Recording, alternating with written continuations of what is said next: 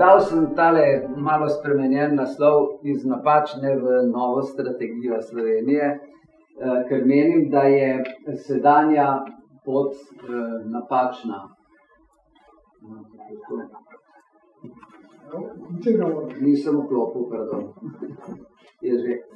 Torej, malo bom pokazal, kako je z gospodarskimi ocenami Slovenije in sedanjim stanjem, oziroma zakaj smo zašli v težave, ki so nas iz razvitega sveta prenesle v manj razviti del Evropske unije.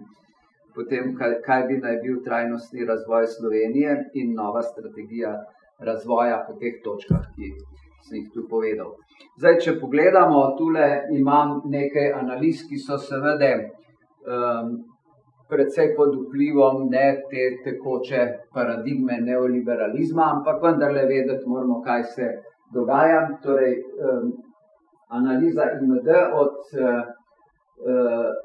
60 držav smo na 49. mestu in zaostajamo za vsemi novimi članicami Evropske unije, razen za Hrvaško.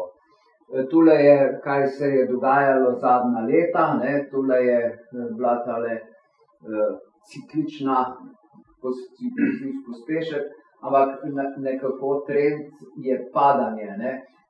Nekako nadpovprečni smo pri infrastrukturi, nekoliko tudi pri gospodarski uspešnosti, težave imamo z poslovno učinkovitostjo in pa z učinkovitostjo vlade. Ta je še pod tem povprečjem 49.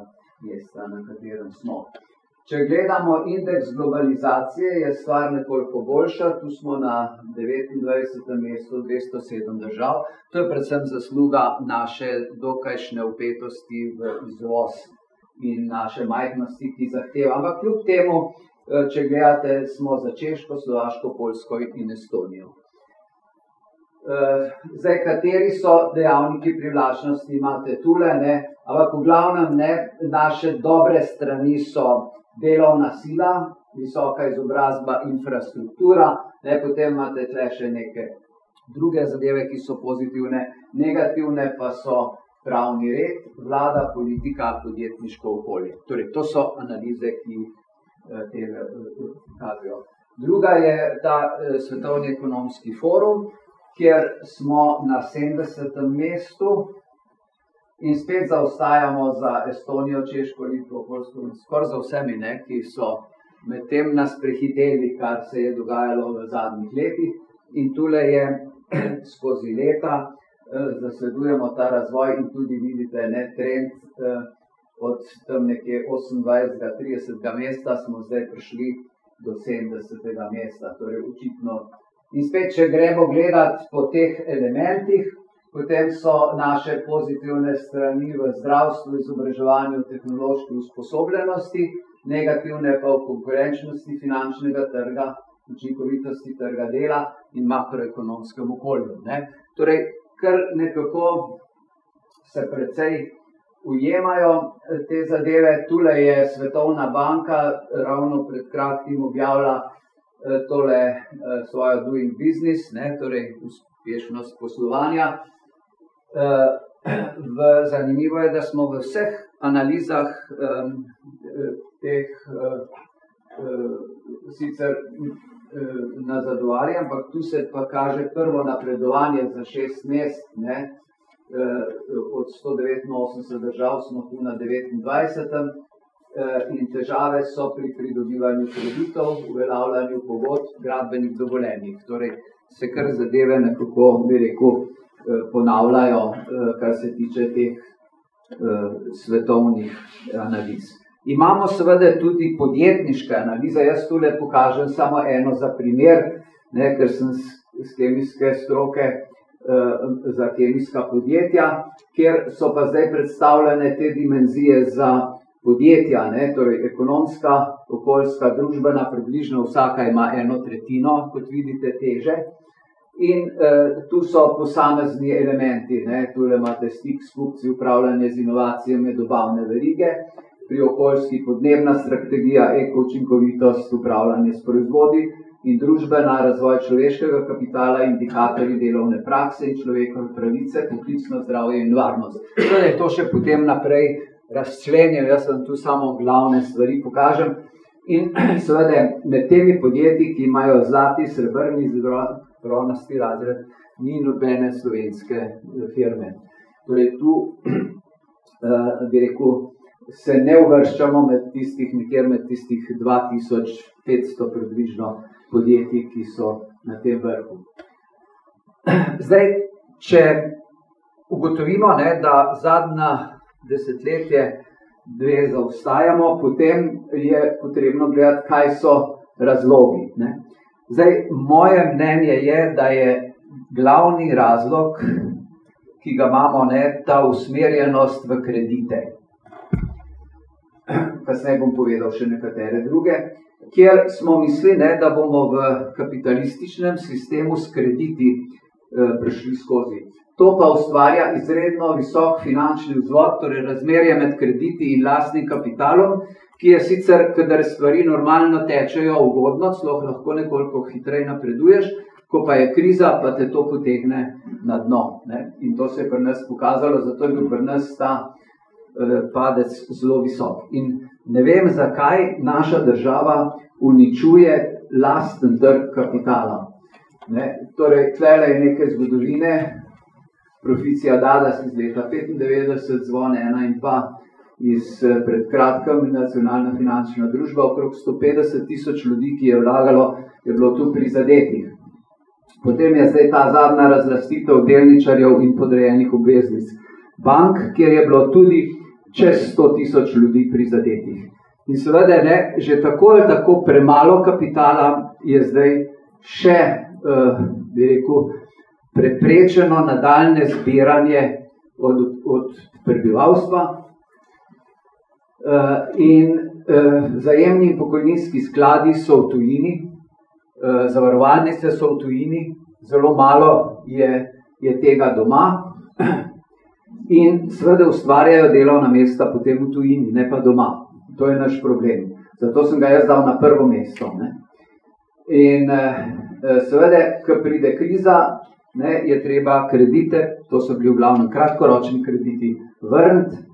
In zaradi tega je ogromno podjetij propadlo. In posledice so pa v tem, ker nimamo ustreznega znanja.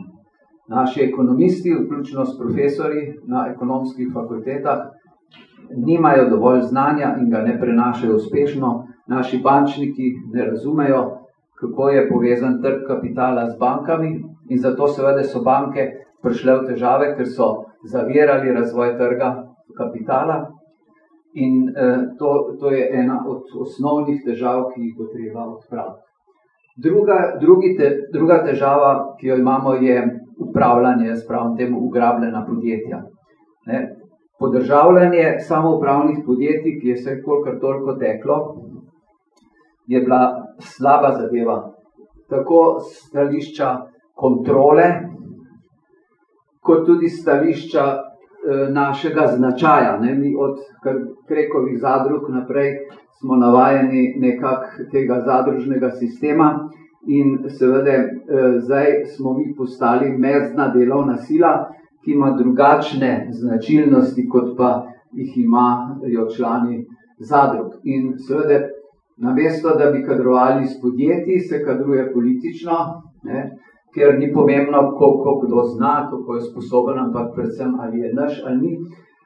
In na drugi strani pa zdaj te nova mezdna delovna sila hoče imeti plačo in se ni pripravljena odpovedati nečemu, kar bi se kot solastnik podjetja lahko morda odpovedala. In to je bil seveda drugi razlog, zakaj smo mi prišli v te težave, zakaj je prišlo do tudi etičnih spornih korupcije in plenjenja podjetij, česar pri nas nismo poznali. In glede na to, da sodimo v alpski del, skupaj z Avstrijo, Švico in tako naprej, ni bilo potrebno, da je do tega prišlo.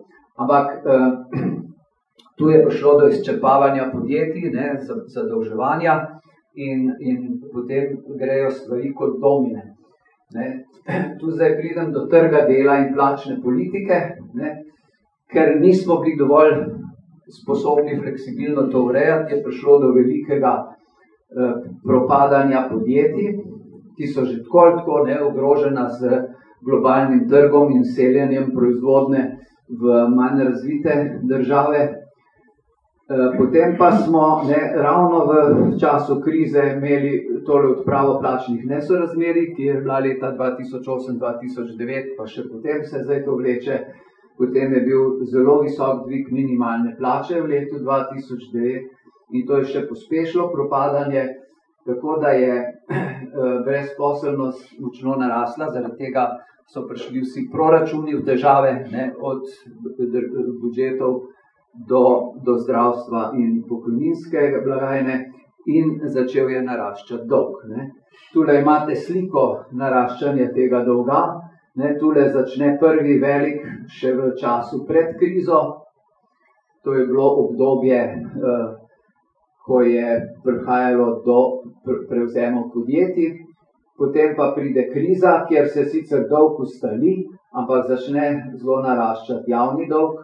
Ne, tule imate sanacijo bank in po drugi strani razdolževanje podjetij. Torej, to je slika, ki ima nekako 3 obdobja. 2005 do 2008 se zadolžimo od 15 na 40 milijard, pri čemer javni dolg še ni tako hudo značek, ampak je skoraj 3-kraten povečanje, zasebni dolg pa se je skoraj tudi 3-kratno povečal. Torej, to je bil prvi problem, ki je povezan z našim vstopom v Evropsko unijo, prevzemom evra 2007, nizkimi obrestmi, veliko ponudbo domačih in tujih bank, kjer država vodi ciklično politiko, torej takrat, ko je ugoden razvoj gospodarstva, še pospešuje to. In tipičen primer je, ko je guverner Gaspari takrat hotel zavreti zadolževanje, je dobil iz Evropske unije strogo prepoved, češ mi imamo odprt pretok kapitala, in če boste karkoli naredili, potem gorijo vam, in nismo nič naredili.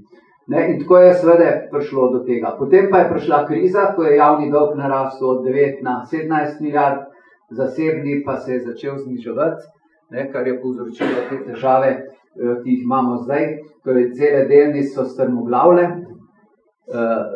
naši skladi so šli v tujino in borzni indeks je še vedno na 1/3 tistega iz leta 2007, ko so vse druge države že presegle vrednosti izpred krize.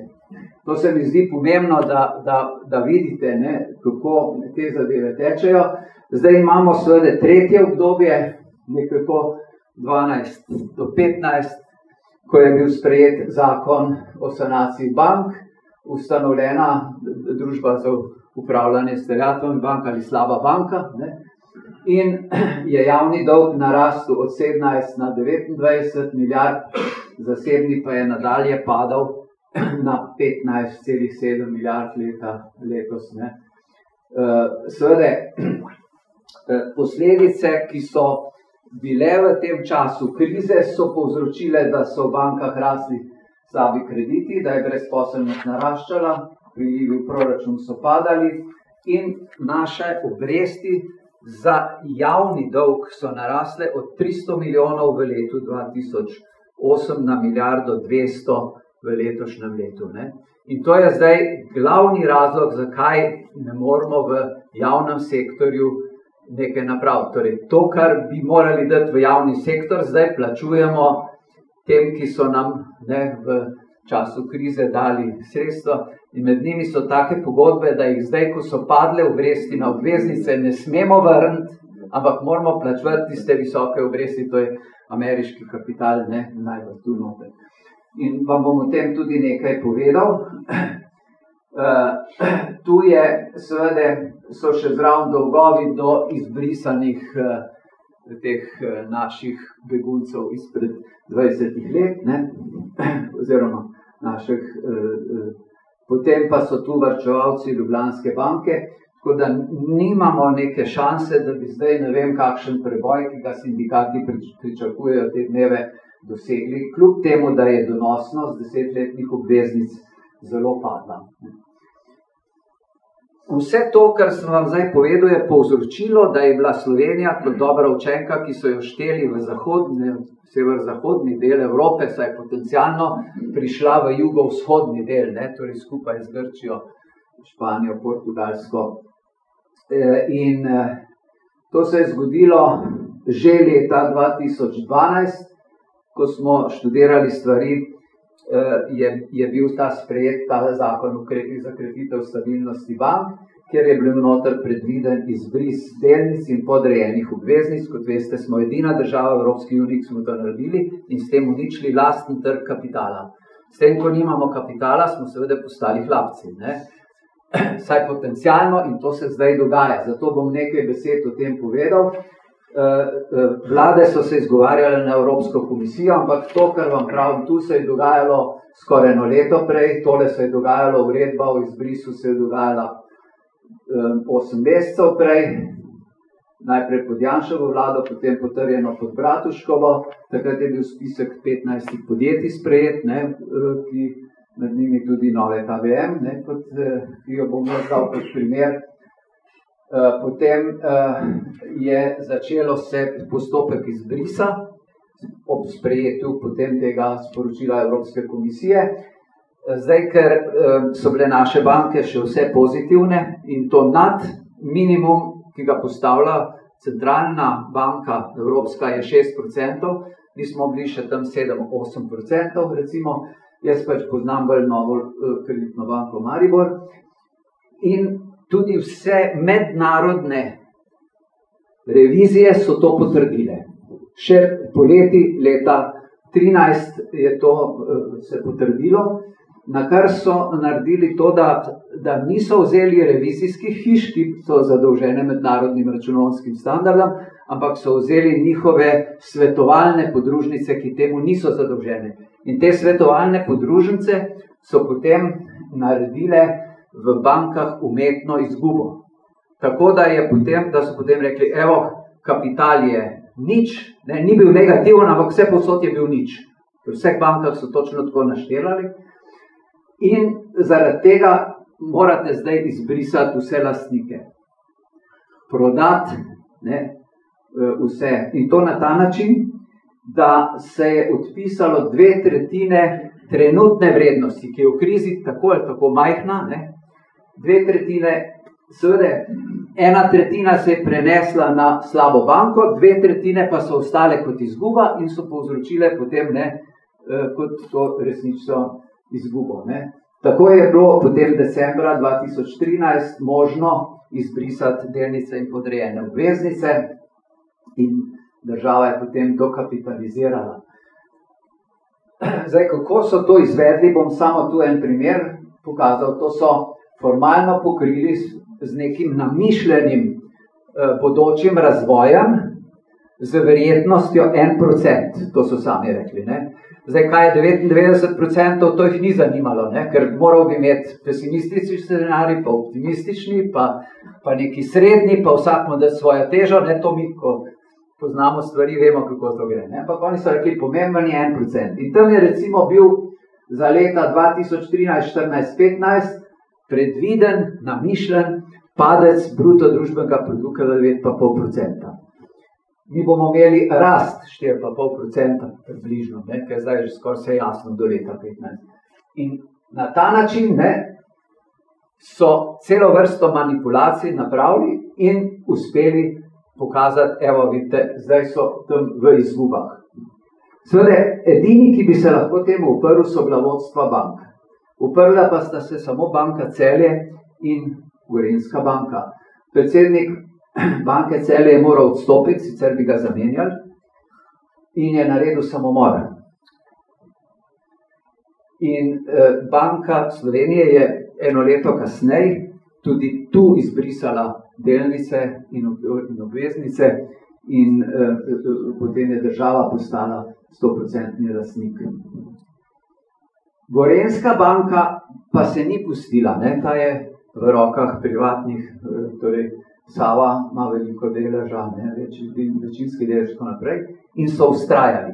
Kajti, oni so imeli po revizijskih mednarodnih računovodskih standardih junija leta 1391 milijonov viška kapitala nad minimumom, ki je normalni minimum je 9%, v krizi 6%. Te pa so jim naračunali 328 milijonov minusa, ravno toliko, da bi lahko zbrisali vse delnice in obveznice. Vendar niso pristali in zdaj vidite, maja 15, banka je postopno, Banka Slovenije in to zniževala, imajo samo še 13 milijonov minusa. In vidite, kaj se dogaja, ne, Sava pa hoteli, pa kaj te vem, ne. In isto, mogoče v malo manjši meri, bi se dogajalo z našimi bankami, kot je Nova Ljubljanska banka, Nova Kreditna banka, bi rekel, bile zdaj že skoraj ne, na dobrem. Zdaj, če gledamo, ne, rekli so, mi prenašamo slabe kredite, ne, pa to sploh ni res. Slabi krediti so padli takrat samo od 18 na 13% v bankah, ne, pa so že v letu 14 narasli spet na 16%. To sploh ni bilo res, ne. Tudi analiza OECD kaže, da je Slovenija zdaj v vrhu držav OECD po kapitalu, ki ga ima, ne. Torej, to, kar je država dala not, je bilo popolnoma po nepotrebnem. Ne. Nekaj bi lahko dali, ampak toliko kot so po nepotrebnem, zato smo zdaj to. Pač pa smo po obrestnih merah na vrhu. In to je zahteva Evropske unije, da moramo mi imeti visoke obrestne mere, ko imajo drugi nizke, da moramo zapirati podružnice, da moramo zniževati v bankah promet. In to je seveda direktna pomoč tujim bankam in hkrati zniževanje cene domačim bankam pred prodajo. Torej, 2 leti sem jaz porabil za to, da smo preštudirali vse te zadeve in imamo mednarodne primerjave, ne, vidite, na dnu smo pri posojilih podjetjem, ne. Torej, to jasno kaže, kaj se je zgodilo. In seveda, ko greš gledati potem nazaj, je bila Slaba banka ustanovljena za razprodajo dobrih podjetij, ne. In kot rečeno, to je vodila Evropska komisija preko direktorata za konkurenco, Frank Dupont je bil tam glavna oseba, ne. In za to 1/3 je potem Dobra banka te podjetja dobila. Kot primer, tule vam dam Letriko, ne, to je avtoelektrika bivša iz Tolmina, ki je bila zastavljena za celjsko borzno hišo. Torej, celjska borzna hiša je imela slabi kredit, kukar, ne. Ampak je imela delnice.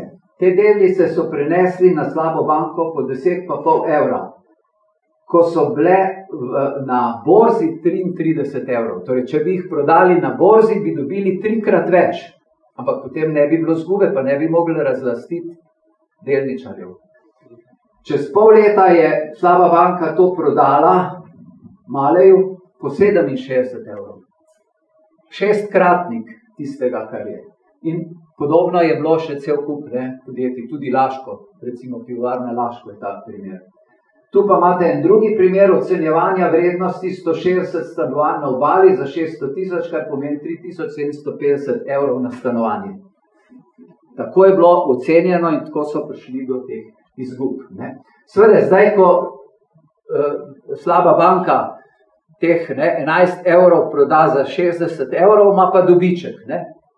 In ko kljub temu, ne, da imajo visoke plače, pa tiste pogodbe z onimi, pa da je že 100 ljudi zaposlenih, Golob z AUKN-ja je dal primerjavo, koliko so oni imeli ljudi zaposlenih, koliko so stali in tako naprej. In tam vidite 10:1. Ne.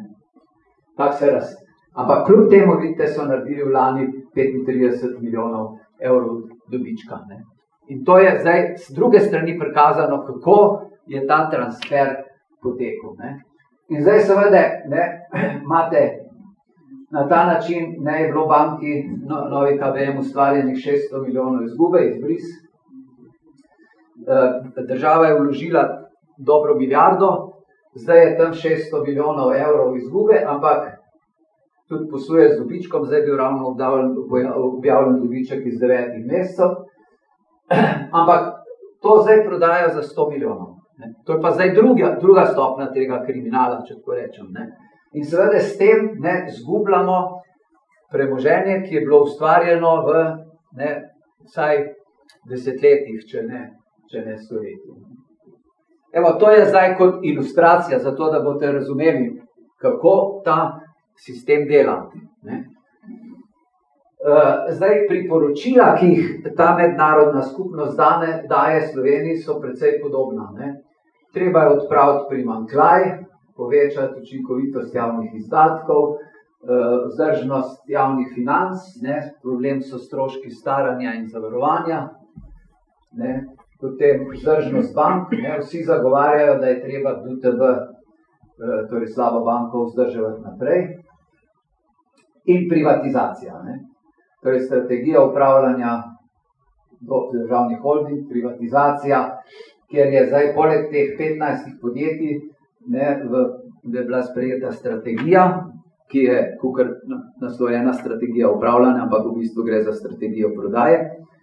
In potem seveda pravijo prestrukturiranje, izboljšanje poslovnega okolja, boj proti korupciji in tako naprej. Torej, to so zdaj nasveti, ki nam jih dajo. Podobno za OECD, če gledate, imate strukturne reforme, proračun, vodilna vloga, slabe banke, potem prenesti slabe terjatve še ta druge. Med drugim tudi Adria Airways je šla po tej poti. Pa ne v bančni, že predtem, o tem je Tajnikar pisal. 1/3 je bila priznana, 2/3 je bilo odpisanih in je na ta način nastala izguba. In je treba Adrio prodati. Staranje prebivalstva, fiskalno pravilo, pokojninska zdravstvena razporba, pospeševati zaposlovanje. Torej, to so zelo podobni. Mednarodni denarni sklad, evo, slabe terjatve na slabo banko, prestrukturirati podjetja s pomočjo slabe banke, nova zakonodaja, še zmanjšati vlogo države, kar pomeni seveda privatizacijo, pokojnine znižati in tako naprej, strukturne reforme. Torej, zelo usklajeno, bi rekel, je to delovanje. No, zdaj pa iz tega ekonomskega dela, ki sem vas mučil z njim, malo čisto na kratko na družbeni in okoljski del. Torej, tu je zadeva boljša. Če gledamo najprej to indeks človekovega razvoja, torej Združeni narodi, potem smo mi na 25. mestu od 187 držav, padli smo za 2 mesti od leta 2008, to ni prav hudo, ampak seveda malo trend pa je upadanja. Najboljše je izobraževanje. Slabi smo po bruto nacionalnem dohodku, to je ena verzija bruto domačega proizvoda. Če gledamo indeks človeškega kapitala, ki ga dela Svetovni ekonomski forum, 124 držav, smo na 15. mestu. Tudi ni slabo, celo boljš kot tam. Oni delajo po starostnih grupah. Najboljš gre tem do 15 let, pa oni nad 65 let. Najslabše pa tem med 55 in 64, ko imamo sorazmerno zelo velik delež ljudi, ki niso zaposleni. Potem imam še tule, recimo, anketno blagostanje po Galupu. Tu smo 86, to je pa zdaj stvar pesimizma. Če Slovence vprašaš, kako se imajo, potem bojo raje rekli, da ni dobro, slabš kukar pa je vesel. Kar se tiče okoljske komponente, tudi čisto na kratko, kar se tiče teh toplogrednih plinov, smo na 35. mestu, kar niti ne bi bilo tako slabo, ampak izkoristek ogljika pa je dosti slabši na 58. mestu. Drugače pa po odpadkih smo, vidite, komaj na polovici Evropske unije, zelo visoki so dušikovi oksidi, to je tudi med drugim ta afera zdaj z Volkswagenom tu zraven. Potem učinek podnebnih sprememb in okoljske uspešnosti pa smo še kar nekako v redu, predvsem ne zaradi tega, ker bi, vidite, po CO2-ju smo tudi tule, pa metanu na 61. mestu, ampak po obdelovalnih površinah, gozdovih in pašnikih smo pa zelo visoko in to nas rešuje, da imamo potem še kolikor toliko, torej 24 pa 19. mesto. Ampak če pa te stvari odštejemo, pa smo kar precej slabi, okrog 129. mesta in to kljub temu, da imamo zelo visoke davke, predvsem na energijo, kar se tiče okolja. In tu pridemo potem zdaj do neke sinteze vseh teh treh kazalnikov. Jaz jih imam tu kot indeks srečnega planeta, kjer smo na 87. mestu od 151 držav, predvsem zaradi tega 129. mesta v okoljskem odtisu, ki ni samo CO2 in metan recimo, ampak tudi zazidanost, ribištvo, gozd, njive, pašniki, energija, naselje, les in papir, hrana in tako naprej. In to nas potegne dol. Drugi dve komponenti, ki sta predvsem torej anketna sreča in pa koliko je povprečna življenjska doba, ki odraža socialne, zdravstvene in druge, tam smo nekoliko boljši. Pri poročilu o zemeljski sreči smo na 55. mestu od 168 držav. Tu noter so revščina, okoljska trajnost, socialna vključenost, dobro vladanje. Pred nami sta samo Češka in Slovaška. Torej, tale družbeni del in okoljski zaradi narave, ki jo imamo, bi še kar nekak bil. Torej, seveda se da še marsikaj narediti. Prejšnji teden je imela gospodarska zbornica eno posvetovanje, več dokumentov so pripravili, ampak eden od teh je tale, ki pravi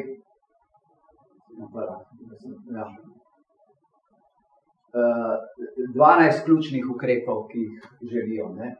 To je po eni strani štipendijska politika in izobraževanje kadrov skladno s potrebami. To vse poznate, pa ne bom hodil v detajle, samo toliko, da vidite, kaj mislijo. Prenos znanja iz akademske sfere v gospodarstvo, digitalizacija, pametno usmerjanje razvojnih sredstev, potem diplomacija pri izvozu, obdavčitev stroškov dela zmanjšati, samo ne vemo nekaj vzeti, to je problem.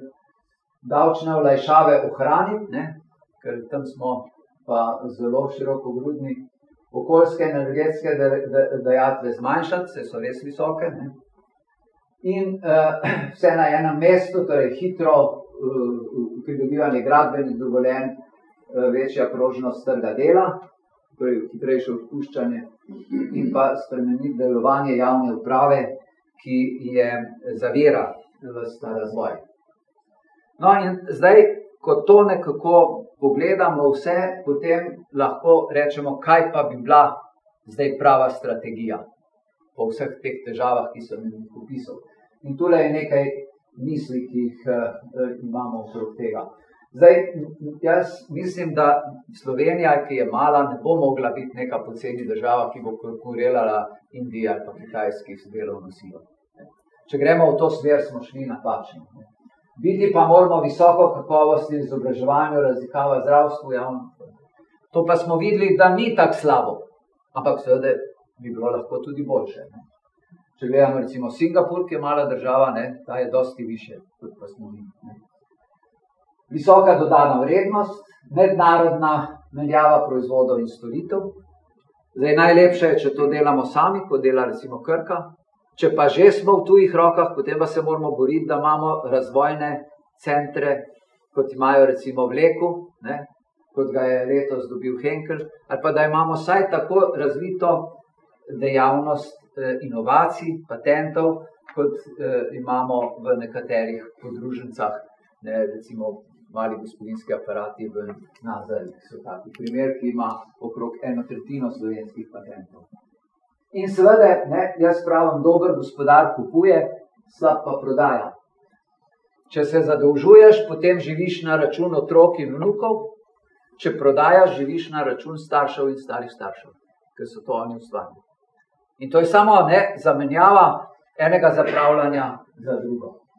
In seveda, kar je še zelo pomembno, brez gospodarske samostojnosti ni politične in ne kulturne, to je jezikovne. In to vidimo ne pri prodaji hotelov v Portorožu, to imamo mi v Rušah, imamo direktorja, zdaj, ki ne zna slovensko, ne, koga imamo tudi v Henklu. Ne, torej, če ne znaš nemško ali angleško, potem ne moreš več delati v takem podjetju. Torej, lastnina je pomembna, zakaj? Brez lastnih centrov znanja in odločanja je država neodporna in če prodaš večji del ene panoge ali pa neke regije, potem prideš v težave. Ne gre samo za pomen elite, ki je ne rabiš več, ne? Torej, ekonomistov ne bomo več kmalu rabili, ne? Nasprotno, ne? Ker industrija izgublja delovna mesta, so pomembne storitvene dejavnosti, podjetništvo, visokotehnološke in tu seveda bi morali iskati svojo rešitev. Rabimo 10 do 15 globalnih šampionov, nekaj jih imamo, ne? Nekaj smo jih prodali, kjer bo visoka dodana vrednost na zaposlenega, lastne raziskave, razvoj, inovacije, blagovne znamke, tehnološki razvoj, inženirji, lastni ekonomisti, slovenska uprava in poslovni kadri in pa seveda podružnice v tujini, torej morajo biti globalno usmerjeni, ne, ali pa na evropsko. Seveda infrastruktura in monopoli bi morali ostati v naših rokah. Ne. Tu vidite, da gre za velik pritisk tako ameriškega kot evropskega kapitala preko tega tipa in tako naprej, da se te stvari spravijo v zasebne roke. Torej, zaradi tega je potrebno sprememba, torej treba je vzpostaviti nazaj lasten kapital v domači državi, ne v tujini, ne? In zato pravimo popraviti pravice, kolikor se pač da, spodbujati vlaganja v delnice in obveznice in zagotoviti varnost naložb preko dovolj močnega zavarovanja, ker ljudje sicer več ne verjamejo, povečati vlaganja v drugi in tretji pokojninski steber in zahtevati, da ta ostajajo vsaj v neki meri pri nas v Sloveniji. To imajo Poljaki recimo, da morajo 30% te vzajemni skladi vlagati v lastni državi. Ne? In zaplenjeno premoženje iz slabe banke vrniti bankam, da bodo z njim gospodarjali. V proračunu in javnem sektorju je žal potrebno zmanjševati primanjkljaj in javni dolg. Ne? Mi moramo se pač rešiti sami. Lahko bi pa to delali na ta način, da bi rekli, evo ne, če imate malo, dobiš 100 evrov manj, ampak dobiš en lastnino v podjetju, pa tudi če je državno, pa če je v javnem sektorju. Ne.